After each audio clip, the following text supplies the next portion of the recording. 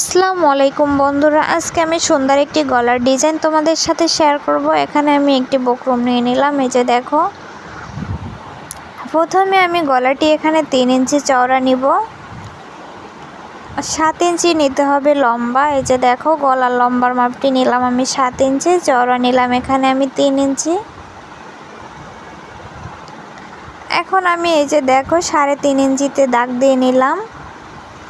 এখানে আমি হাফ ইঞ্চির থেকে একটু কম নিয়ে এভাবে শেপ কেটে নিব। এই যে দেখো, হালকা করে শেপ দিয়ে নিতে হবে।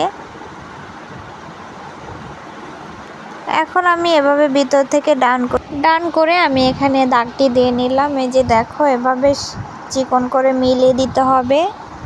এখন আমি পাশ থেকে আরও 1 ইঞ্চি বাড়তি নিয়ে নিতে হবে। এখানে আমি আরও 1 ইঞ্চি বক্রম সাইডে বাড়তি রেখে দিলাম। এখন আমি দাগ বরাবর এভাবে সুন্দর করে কাটিং করে নিব।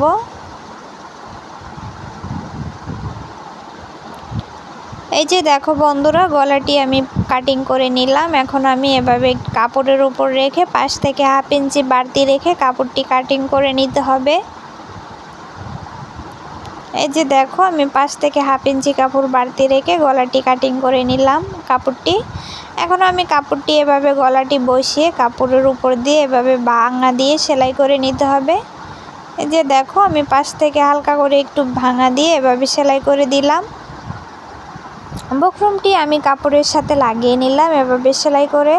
তোমরা চাইলে আয়রন করেও বসিয়ে নিতে পারো। এখন আমি এখানে সেলাই করে দেখো, আমি মাঝ বরাবর রেখে সুন্দরভাবে সেলাই করে গলাটি যাতে সরে না যায় এখানে পিন বসিয়ে তোমরা নিতে পারো অথবা সেলাই করে নিতে পারো।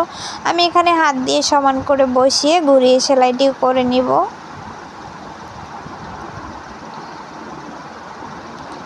এই দেখো, আমি গলাটি এভাবে সুন্দরভাবে বসিয়ে সেলাই করে নিলাম। এখন আমি সিজারিং করে কেটে নিব।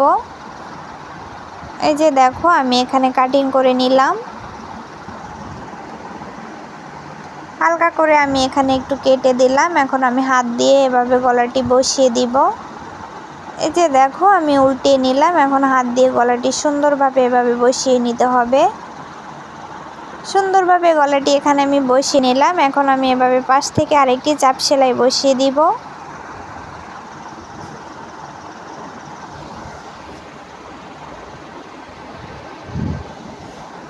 ঘুরিয়ে সুন্দর করে চাপ সেলাইটি বসিয়ে দিতে হবে। এই যে দেখো বন্ধুরা, গলাটি আমি ভাঙা দিয়ে সুন্দরভাবে সেলাইটি বসিয়ে দিলাম।